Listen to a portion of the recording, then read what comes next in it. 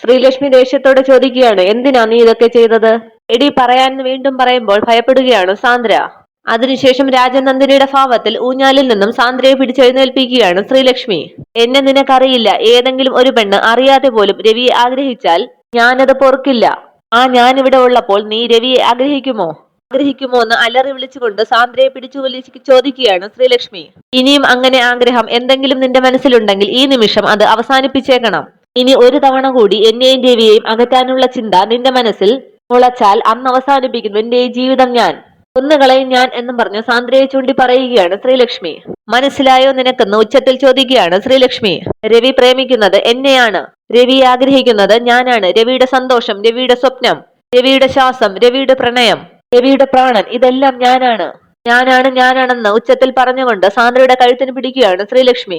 ഞാനും രവിയും വേറെയല്ല, ഞങ്ങൾ ഒന്നാണ്. രവി എനിക്കുള്ളതാണ്, ഞാൻ രവിക്കുള്ളതാണ്. ഞങ്ങളെ ആർക്കും പിരിക്കാനാകില്ല. പിരിക്കാൻ ശ്രമിച്ചാൽ മരണം ഉറപ്പാണ്. മരണം മാത്രം എന്നൊക്കെ പറഞ്ഞ് അലറി വിളിക്കുകയാണ് ശ്രീലക്ഷ്മി. പെട്ടെന്ന് രേഖ താഴെ നിന്ന് വിളിക്കുകയാണ്, ശ്രീലക്ഷ്മി അമ്മ അന്വേഷിക്കുന്നു, പെട്ടെന്ന് വാ. കേട്ട് ശ്രീലക്ഷ്മി പതുക്കെ സാന്ദ്രയുടെ കഴുത്തിൽ നിന്നും പിടിവിടുകയാണ്. അതിനുശേഷം ശ്രീലക്ഷ്മി താഴേക്ക് പോവുകയാണ്. ശ്രീലക്ഷ്മി പോയ ശേഷം സാന്ദ്ര വിചാരിക്കുകയാണ്, ഇത്രയും നേരം എന്റെ മുൻപിൽ നിന്നത് ശ്രീലക്ഷ്മി അല്ലേ? അതിനുശേഷം ശ്രീലക്ഷ്മി അവിടെ നടന്ന കാര്യങ്ങളെ കുറിച്ചൊക്കെ ആലോചിക്കുകയാണ് സാന്ദ്ര. സാന്ദ്ര പറയുകയാണ്, അതെ ശ്രീലക്ഷ്മി തന്നെ. പക്ഷെ അവൾ എന്നോട് പറഞ്ഞത് രാജനന്ദിനി എന്നാണല്ലോ. എന്തിനാണ് രാജനന്ദിനിയുടെ പേര് പറഞ്ഞത്? ഞാൻ ചെയ്ത കാര്യങ്ങളെല്ലാം നേരിട്ട് കണ്ടതുപോലെയാണല്ലോ അവളുടെ സംസാരം. ഞാൻ ചെയ്തതൊക്കെ അറിഞ്ഞിട്ട് മനഃപൂർവ്വം അവൾ ഇങ്ങനെ വേഷം കെട്ടിയതായിരിക്കുമോ? ശേഷം ശ്രീലക്ഷ്മി സാന്ദ്രയെ അടിച്ചതും കഴുത്തിന് കുത്തിപ്പിടിച്ചതും ഒക്കെ വീണ്ടും വീണ്ടും ആലോചിക്കുകയാണ് സാന്ദ്ര.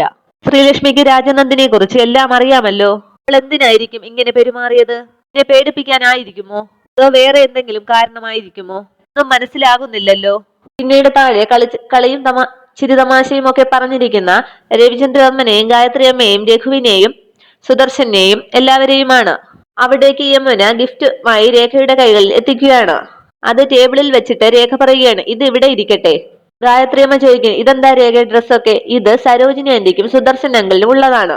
പിന്നെ ശ്രീലക്ഷ്മിക്കും ഞങ്ങളുടെ കുറച്ച് സമ്മാനങ്ങളാണ്. കവറൊക്കെ എടുത്തിട്ട് സരോജം പറയുകയാണ്, അയ്യോ ഇതൊന്നും വേണ്ടായിരുന്നു, ഒരുപാട് കാശായി കാണുമല്ലോ ഇതിനൊക്കെ. ഗായത്രിയമ്മ പറയുകയാണ്, ഏയ് അതിനൊന്നും സാരമില്ല സരോജം, അവരുടെ ഒരു സന്തോഷമല്ലേ, അത് നിങ്ങൾക്ക് വേണ്ടി തന്നെയാണ്. പിന്നീട് സുദർശനെ ഡ്രസ്സൊക്കെ കാണിക്കുകയാണ് സരോജം. അന്നേരം സുദർശൻ പറയുകയാണ്, സരോജം നീ ബില്ലിന്റെ കാര്യം ഒന്ന് ഓർമ്മിപ്പിക്കുക. നിങ്ങൾ പറയുകയാണ് സരോജം. ഞാൻ എന്തിനാ പറയുന്നത്? എനിക്കൊന്നും വയ്യ. നേരെ രവി ചോദിക്കുകയാണ്, എന്താ ശ്രീലക്ഷ്മിയുടെ അച്ഛ, എന്തു പറ്റി? സരോജം പറയുകയാണ്, ഏയ് ഒന്നുമില്ല സാറേ, ഇങ്ങനെ വെറുതെ. പറയുകയാണ്, അത് സാരമൊന്നുമില്ല, എന്തായാലും പറയൂ സരോജാമ്മേ. ഇതിപ്പോ അന്യ വീടൊന്നും അല്ലല്ലോ, എന്താവശ്യമുണ്ടെങ്കിലും തുറന്നു പറയാം. രവി പറയുകയാണ്, എന്തുണ്ടെങ്കിലും സരോജമ്മ പറഞ്ഞോളൂ, ഇവിടെ ഒരു കുഴപ്പവും ഇല്ല. അതൊന്നുമില്ല സാറേ, നമ്മൾ ഈ വീടൊക്കെ ഒന്ന് കാണാൻ വേണ്ടി മുകളിലേക്ക് പോയില്ലേ? അന്നേരം ശ്രീയുടെ അച്ഛന്റെ കയ്യിലുണ്ടായിരുന്ന ഒരു ബില്ല് താഴേക്ക് വീണു. ഒരു മുറിക്കുള്ളിലേക്ക് അത് പറന്നു പോയി. ഗായത്രിയമ്മ ചോദിക്കുകയാണ്, അത് പറയാനാണോ ഇത്ര മടി? ഏത് മുറിയിലാണ് പോയതെന്ന് പറഞ്ഞോളൂ, യമുനയെ കൊണ്ട് എടുപ്പിക്കാൻ ഞാൻ. സരോജം പറയുകയാണ്, ദേ അവിടെ പൂട്ടിയിട്ടിരിക്കുന്ന മുറിയിലാണ്. അത് കേട്ട് ഒന്ന് അമ്പരക്കുകയാണ് ഗായത്രിയമ്മയും രവിചന്ദ്രവർമ്മനും. അന്നേരം പുറത്തുനിന്ന് രാജ്മോഹൻ ഇതൊക്കെ ശ്രദ്ധിക്കുകയാണ്.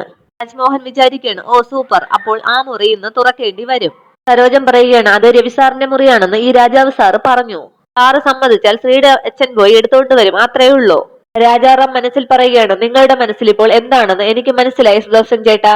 രാജാറാം പറയുകയാണ്, വിഷമിക്കേണ്ട സുദർശൻ ചേട്ടാ, അത് ആരുടെ ഓർഡർ ആണെന്ന് പറഞ്ഞാലും മതി, വിത്തൗട്ട് ബിൽ ഞാൻ സംസാരിക്കാം. സുദർശൻ പറയുകയാണ്, അത് ശരിയാവില്ല സാർ. ആ ഷോപ്പിന്റെ ഓണർ വല്ലാത്തൊരു ടൈപ്പാണ്. ബില്ല് കൊടുത്തില്ലെങ്കിൽ അയാൾ ആ ഓർഡർ ക്യാൻസൽ ചെയ്യും. ഏയ് കമോൺ, ബില്ലില്ലാതെ ആരെല്ലാം എന്തെല്ലാം ബിസിനസ് ചെയ്യുന്നു സുദർശൻ ചേട്ടാ. പിന്നെയാണോ ഈ ചെറിയ കാര്യം? അന്നേരം രേഖ ദേഷ്യപ്പെട്ട് പറയാണ്, ഏയ് എന്താ രാജാറാം സാറേ ഇത്? ആ ബില്ലൊന്ന് എടുത്തു കൊടുത്താൽ ആകാശം ഇടിഞ്ഞ് വീഴുകയൊന്നും ഇല്ലല്ലോ. പാവം അങ്കിള് ആ ബില്ല് കൊടുത്തില്ലെങ്കിൽ ആ ഓർഡർ ക്യാൻസൽ ആവുമെന്ന് പറഞ്ഞത് കേട്ടില്ലേ? പറയുകയാണ്, രേഖ അത് ചേട്ടായുടെ പേഴ്സണൽ റൂമാണെന്ന് എന്നുള്ളത് രേഖയ്ക്ക് അറിയില്ലേ? പേഴ്സണലൊക്കെ വിവാഹം ആകുന്നത് വരെയല്ലേ ഉള്ളൂ. വിവാഹം കഴിഞ്ഞാൽ അത് പാർട്ട്ണർക്കും കൂടി ഉള്ളതാണ്. പിന്നെന്ത് പേഴ്സണൽ എന്ന് ചോദിക്കുകയാണ് രേഖ. രാജാറാം പറയുകയാണ്, ശരിയാണ് രേഖ മാഡം പറഞ്ഞത്. സുദർശൻ ചേട്ടന്റെ വിഷമങ്ങളും നമ്മൾ മനസ്സിലാക്കണം. അതുപോലെ തന്നെ വേണം രവിവർമ്മൻ സാറിന്റെ സൈഡിൽ നിന്നും ചിന്തിക്കാൻ. സരോജം പറയുകയാണ്, ശ്രീഡച്ച രാജാവ് സാർ പറഞ്ഞത് കേട്ടില്ലേ? ആ കടയിലേക്ക് ഫോൺ ചെയ്യാമെന്ന്, പിന്നെന്താ പ്രശ്നം? രാജ്മോഹൻ പറയുകയാണ്, നശിപ്പിച്ചു. സുദർശൻ പറയുകയാണ്, ശരി, അങ്ങനെയാണെങ്കിൽ കുഴപ്പമില്ല. എല്ലാ ബിസിനസ്സുകളിലും ഒരു വിശ്വാസ്യതയുണ്ടല്ലോ, അത് തെറ്റിക്കാൻ പാടില്ല. ബില്ലില്ലാതെ സാധനങ്ങൾ അയച്ചാൽ അത് പല സംശയങ്ങൾക്കും ഇടവരുത്തുകയേ ഉള്ളൂ. ഞാനിനി ആ ഓർഡർ ക്യാൻസൽ ചെയ്തോളാം. അവരോടൊന്ന് വിളിച്ചു പറഞ്ഞാൽ മാത്രം മതി. നേരം ശ്രീലക്ഷ്മി ചിന്തിക്കുകയാണ്, അച്ഛൻ എന്തൊക്കെ പറഞ്ഞാലും സാറിന്റെ മനസ്സ് മാറി ആ മുറി തുറക്കരുത്. അച്ഛന്റെ മനസ്സിൽ വേറെന്തൊക്കെയോ ഉദ്ദേശങ്ങളാണ്. സുദർശൻ ഫോൺ ചെയ്യാൻ തുടങ്ങുമ്പോൾ രേഖ പറയുകയാണ്, ഏയ് no no please uncle, phone ചെയ്യേണ്ട അങ്കിൾ. ഇത്ര ചെറിയ ഒരു കാര്യത്തിനാണോ ഇത്രയും വലിയ ഇഷ്യൂ? ആ റൂം ഒന്ന് തുറന്നു കൊടുത്താൽ തീരാവുന്ന പ്രശ്നമല്ലേ ഉള്ളൂ ഇവിടെ. എല്ലാം കേട്ടിട്ട് ഒന്നും മിണ്ടാതെ ഇരിക്കുകയാണ് രവിവർമ്മനും ഗായത്രിയമ്മയും. രേഖ പറയുകയാണ്, അത് തീരുമാനിക്കേണ്ട ബ്രദർ ഇൻ ലോ ആണ്, പക്ഷെ ആൾ ഇതുവരെ ഒന്നും മിണ്ടുന്നില്ലല്ലോ. കമോൺ ബ്രദർ ഇൻ ലോ, മറുപടി പറയേ. ഇതിപ്പോ വേറെ ആരുമല്ലല്ലോ ചോദിക്കുന്നത്, ശ്രീലക്ഷ്മിയുടെ അച്ഛനല്ലേ.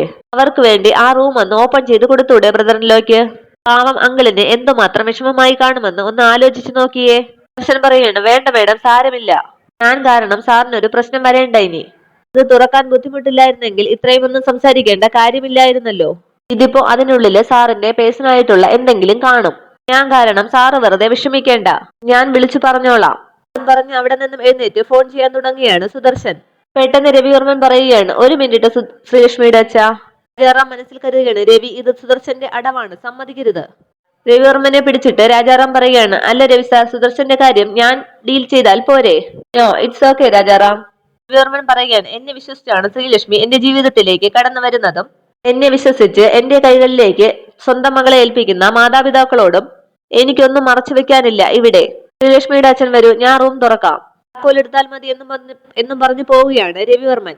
വരൂ അങ്കിൾ എന്ന് പറഞ്ഞ സുദർശനെ വിളിക്കുകയാണ് രേഖ. രേഖ എന്ന് രഘു വിളിക്കുമ്പോൾ രേഖ പറയുകയാണ്, ഇനിയൊന്നും മിണ്ടാതിരിക്കും രഘു, ഓരോന്ന് പറഞ്ഞുകൊണ്ട് വരാതെ. വരൂ അങ്കിൾ എന്ന് പറഞ്ഞ സുദർശനെയും കൂട്ടി മുകളിലേക്ക് പോവുകയാണ് രേഖ. ശ്രീഡച്ചാന്നും പറഞ്ഞ് പുറകെ സരോജവും പോകുന്നു. പിന്നീട് രാജാറാമും ഗായത്രിയമ്മയും ഒഴികെ എല്ലാവരും മുകളിലേക്ക് പോവുകയാണ്. രാജാറാം ഗായത്രിയമ്മയോട് പറയുകയാണ്, അമ്മ എന്തെങ്കിലും പറഞ്ഞ് രവിയെ പിന്തിരിപ്പിക്കണം, വിവാഹത്തിന് ഇനി കുറച്ച് ദിവസങ്ങൾ കൂടിയേ ഉള്ളൂ. വെറുതെ എന്തിനാണ് ഇവിടെ പ്രശ്നങ്ങൾ ഉണ്ടാക്കുന്നത്? രവി എന്തെങ്കിലും തീരുമാനമെടുത്താൽ അതിൽ നിന്നും പിന്മാറില്ല എന്നുള്ളത് നിനക്കും അറിയാവുന്നതല്ലേ രാജാറാം. എന്താണോ സംഭവിക്കാനുള്ളത് അത് സംഭവിക്കട്ടെ. അതിനുശേഷം അവരും മുകളിലേക്ക് പോവുകയാണ്. ഇതെല്ലാം ശ്രദ്ധിച്ചു നിന്ന രാജ്മോഹനും സ്റ്റെപ്പ് കയറി പോവുകയാണ്.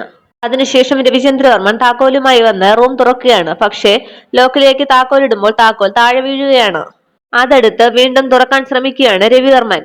അന്നേരം അകത്ത് രാജനന്ദിനിയുടെ ഫോട്ടോയൊക്കെ കാണിക്കുകയാണ്. പെട്ടെന്ന് സുദർശന്റെ കയ്യിൽ നിന്നും വീണ ബില്ല് ഡോറിന്റെ ഇടയിൽ കൂടി വെളിയിലേക്ക് വരികയാണ്. അത് ഗായത്രിയമ്മ കാണുന്നു. ഗായത്രിയമ്മല്ല, സരോജമ്മ അത് കാണുകയാണ്. പെട്ടെന്ന് സരോജമ്മ പറയുകയാണ്, സാറേ ഒരു മിനിറ്റ്. ബില്ല് താഴെ നിന്നും എടുത്തിട്ട് സരോജം പറയണം, ദാ ശ്രീഡച്ച നിങ്ങളെ ബില്ല്. സരോജം പറയുകയാണ്, കാറ്റടിച്ചാണെന്ന് തോന്നുന്നു, ഇത് പുറത്തേക്ക് വന്നു. ബില്ല് സുദർശന്റെ കയ്യിൽ കൊടുത്ത ശേഷം സരോജം പറയുകയാണ്, എന്തായാലും സാറിനെ ബുദ്ധിമുട്ടിക്കാതെ ബില്ല് തിരികെ കിട്ടിയല്ലോ. സാറിന്റെ സ്വന്തം സ്വകാര്യ മുറിയാണെന്ന് പറഞ്ഞിട്ടും നിങ്ങൾ വെറുതെ പ്രശ്നമുണ്ടാക്കിയില്ലേ? ആളെ നിന്ന് രാജ്മോഹൻ പറയുകയാണ്, നല്ലൊരു ചാൻസ് ആണ് നഷ്ടപ്പെട്ടത്. രാജാറാം പറയുകയാണ്, ആ സുദർശൻ ചേട്ടാ, അങ്ങനെ ചേട്ടന്റെ പ്രശ്നം സോൾവ് ആയല്ലോ അല്ലേ? സരോജം പറയുകയാണ്, ശ്രീഡച്ച ഇനിയെങ്കിലും അത് സൂക്ഷിച്ചു വെച്ചോ, വെറുതെ എല്ലാവരെയും ബുദ്ധിമുട്ടിച്ചു. ഗായത്രിയമ്മ പറയാണ്, വരൂ എല്ലാവർക്കും ഇനി താഴേക്ക് പോകാം. അത് കേട്ട് താഴെ നിന്ന് രാജ്മോഹൻ പെട്ടെന്ന് വെളിയിലേക്ക് ഇറങ്ങുകയാണ്.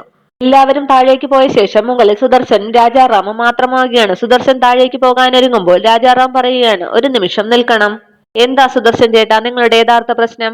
ശരിക്കും ഈ ബില്ല് തന്നെയാണോ അതോ മറ്റെന്തെങ്കിലും ആണോ പ്രശ്നം? എന്താ ചേട്ടാ, ചേട്ടന്റെ ഈ മൗനം കാണുമ്പോൾ ചേട്ടന്റെ യഥാർത്ഥ പ്രശ്നം ഇതല്ല എന്ന് മനസ്സിലാക്കിക്കൂടെ? ഈ മൗനം സ്വന്തം മകളുടെ ജീവിതത്തെ കുറിച്ചുള്ള ഉത്കണ്ഠയാണ് സാർ. എന്തുത്കണ്ഠയാണ്? സരോജമ്മയെ നോക്ക് സുദർശൻ ചേട്ടാ, അവരെത്ര സന്തോഷവതിയാണ്. അവർക്കൊരു ഉത്കണ്ഠയും ഇല്ലല്ലോ നിങ്ങളെ പോലെ. അവളുടെ മനസ്സിൽ മകളുടെ സന്തോഷം മാത്രമേ ഉള്ളൂ സാർ. പക്ഷെ എന്റെ മനസ്സിൽ ഇപ്പോഴും ചില സംശയങ്ങൾ ബാക്കി നിൽക്കുന്നു. ഇതിനുള്ള ഉത്തരം ലഭിക്കാതെ എന്റെ മനസ്സ് ഒരിക്കലും ശാന്തമാകില്ല. പിന്നെ ചേട്ടൻ എന്തെങ്കിലും സംശയമുണ്ടെങ്കിൽ എന്നോട് ചോദിക്കുന്നേ. എന്തിനാ ഇത്തരം ചീപ്പ് ഇടപാടുകൾ? അതൊക്കെ ഭയങ്കര ബോറല്ലേ? സാരമില്ല സാർ, സ്വന്തം മകളുടെ നന്മയ്ക്ക് വേണ്ടി അല്പം തല കുനിക്കേണ്ടി വന്നാലും എനിക്കൊരു സങ്കടവും ഇല്ല. അത് ഞാനങ്ങ് സഹിക്കും, അത്രേ ഉള്ളൂ. ചേട്ടന്റെ സംശയം കേട്ടിട്ട് രവിയെ കുറിച്ച് എന്തോ വലിയ സംശയം ഉണ്ടെന്ന് തോന്നുന്നല്ലോ.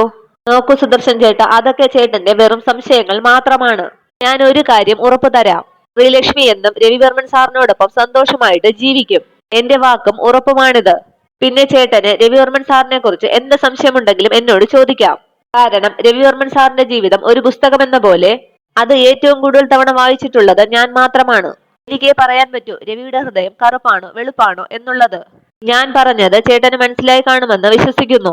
അപ്പോ നടക്കട്ടെ കാര്യങ്ങൾ എന്ന് പറഞ്ഞിട്ട് താഴേക്ക് പോവുകയാണ് രാജാറാം. പിന്നീട് കാണിക്കുന്നത് രവിവർമ്മന്റെ വീടിന്റെ മുറ്റത്ത് നിൽക്കുന്ന ശ്രീലക്ഷ്മിയാണ്. അവിടേക്ക് രവിവർമ്മൻ എത്തുകയാണ്. എന്താ മാഡം ഒരു മൂഡ് ഓഫ്? ഏയ് ഒന്നുമില്ല സാർ. ഒന്നുമില്ലെങ്കിൽ പിന്നെ സംസാരിക്കടോ. ഇങ്ങനത്തെ അവസരങ്ങൾ ഇനി നമുക്ക് എപ്പോഴും കിട്ടണമെന്നില്ല. ഒന്നാമത് വിവാഹം പ്രമാണിച്ച് ഓഫീസിലെ കാര്യങ്ങളിൽ നിന്ന് ഒരൽപ്പം വിട്ടുനിൽക്കുന്നത് കൊണ്ടാണ് എനിക്കിങ്ങനെ ഒരു ഫ്രീ ടൈം കിട്ടിയത്. സോ കമോൺ, എന്തെങ്കിലുമൊക്കെ സംസാരിക്കുക. ശ്രീലക്ഷ്മി പറയുകയാണ്, അതല്ല സാർ, ഇടയ്ക്ക് ഞാൻ ഈശ്വരിയമ്മയെ കണ്ടിരുന്നു. നമ്മുടെ വിവാഹം മുടക്കാൻ പലരും ശ്രമിക്കുന്നുവെന്നും മുന്നിൽ പല തടസ്സങ്ങളും ഉണ്ടാകുമെന്നും ഈശ്വരിയമ്മ പറഞ്ഞു. അതിനെയൊക്കെ നമ്മൾ അതിജീവിക്കണമെന്നും ഈശ്വരിയമ്മ പറഞ്ഞു. അതാലോചിക്കുമ്പോൾ മനസ്സിന് വല്ലാത്തൊരു ടെൻഷൻ തോന്നുന്നുണ്ട്. രവിവർമ്മൻ പറയുകയാണ്, ഈശ്വരിയമ്മയെ ഞാനും കണ്ടിരുന്നു. എന്നോടും ഇതൊക്കെ തന്നെയാണ് പറഞ്ഞത്. ഒപ്പം ധൈര്യമായിട്ട് മുന്നോട്ട് പോകാനും പറഞ്ഞു. ശ്രീ, നമ്മൾ ഇപ്പോൾ തന്നെ ഒരുപാട് തടസ്സങ്ങൾ നേരിട്ടിട്ടുണ്ട്. നമ്മൾ തന്നെ സ്വയം അറിഞ്ഞും അറിയാതെയും തടസ്സങ്ങൾ ഒക്കെ നേരിട്ടില്ലേ? പക്ഷെ അതെല്ലാം കഴിഞ്ഞു. എല്ലാത്തിനും ഒരു അവസാനമുണ്ടാകുമെന്നാണ് പറഞ്ഞത്. അതുപോലെ നമ്മുടെ തടസ്സങ്ങൾക്കും ഉണ്ടാകും ഒരു അവസാനം. താൻ ധൈര്യമായിട്ടിരിക്കടോ, നമ്മൾ ഇതിനെ അതിജീവിച്ചിരിക്കും. അതെ സാർ, ഞാനും അങ്ങനെ തന്നെയാണ് വിശ്വസിക്കുന്നത്. നമുക്ക് സന്തോഷത്തോടെ വേണം ജീവിക്കാൻ. പക്ഷെ ഈ പറഞ്ഞ സന്തോഷം തന്റെ മുഖത്ത് കാണുന്നില്ലല്ലോ. വിവാഹത്തിന് ശേഷമുള്ള കാര്യമാണ് ഞാൻ പറഞ്ഞത്. ഓഹോ, അപ്പോൾ വിവാഹം വരെ തന്റെ ചിരിക്കാത്ത മുഖം ഞാൻ കണ്ടുകൊണ്ടിരിക്കണം. ഒരുമാതിരി ഇഞ്ചി പുളി കുടിച്ച പോലെ എന്ന് പറഞ്ഞ് ശ്രീലക്ഷ്മിയെ കളിയാക്കുകയാണ് രവിവർമ്മൻ. അത് കേട്ട് ചിരിക്കുകയാണ് ശ്രീലക്ഷ്മി. ആഹാ, പൂത്തിരി കത്തിയല്ലോ എന്ന് പറയുകയാണ് രവിവർമ്മൻ. ഇപ്പോഴല്ലേ എന്റെ ശ്രീലക്ഷ്മി കുട്ടിക്ക് ഏഴഴകെന്ന് ശ്രീലക്ഷ്മിയുടെ കവിളിൽ പിടിച്ചുകൊണ്ട് പറയുകയാണ് രവിവർമ്മൻ. അന്നേരം ഫോൺ ചെയ്തുകൊണ്ട് പുറത്തേക്ക് വരികയാണ് സാന്ദ്ര. സാന്ദ്ര ഇത് കാണുകയാണ്. സാന്ദ്ര കണ്ടുവെന്ന് ശ്രീലക്ഷ്മിയും കാണുന്നു. പെട്ടെന്ന് രവിവർമ്മന്റെ കൈ തട്ടി മാറ്റുകയാണ് ശ്രീലക്ഷ്മി. പെട്ടെന്ന് സാന്ദ്ര അവരുടെ അടുത്തേക്ക് വരികയാണ്. എന്നിട്ട് പറയുകയാണ്, sorry sir. Oh, it's okay. സാന്ദ്രയെ കുറച്ചു നേരമായിട്ട് താഴോട്ട് കണ്ടതേയില്ല. അത് സാർ, തലവേദനയായിരുന്നു. എന്നാൽ വല്ല മെഡിസിനും കഴിക്കാൻ നോക്ക്. രേഖയുടെ കയ്യിൽ കാണും എന്ന് പറയുകയാണ് രവിവർമ്മൻ. രവിവർമ്മൻ ഒരു ഫോൺ വരികയാണ്. രവിവർമ്മൻ പറയുകയാണ്, ഐ എം സോറി, നിങ്ങൾ സംസാരിക്കുക എന്ന് പറഞ്ഞു ഫോണുമായി പോവുകയാണ് രവിവർമ്മൻ. മാഡം എന്ന് പറഞ്ഞ് പുറകിൽ നിന്ന് സാന്ദ്രയുടെ തോളി പിടിക്കുകയാണ് ശ്രീലക്ഷ്മി. പെട്ടെന്ന് സാന്ദ്ര ഞെട്ടി മാറുകയാണ്. എന്തു പറ്റി മാഡം? അച്ഛനെ അയച്ച് തലവേദനയ്ക്കുള്ള ഒരു മരുന്ന് വാങ്ങിക്കട്ടെ ഞാൻ? ദേഷ്യപ്പെട്ട് സാന്ദ്ര പറയണം, വാട്ട്, വേണമെന്നില്ല. താങ്ക്സ്. ബൈ ദ ബൈ, തനിക്ക് എത്ര മുഖമുണ്ട് ശ്രീലക്ഷ്മി? എന്താ മാഡം അങ്ങനെ ചോദിച്ചത്? ചോദിക്കാതെ പിന്നെ? തനിക്കൊന്നും അറിയില്ല അല്ലേ? ഇല്ല, അറിയില്ല, പഠിച്ച കള്ളി എന്ന് പറയുകയാണ് സാന്ദ്ര. ഇത്രയുമാണ് ഇന്നത്തെ എപ്പിസോഡ് വിശേഷങ്ങൾ. Okay, thank you.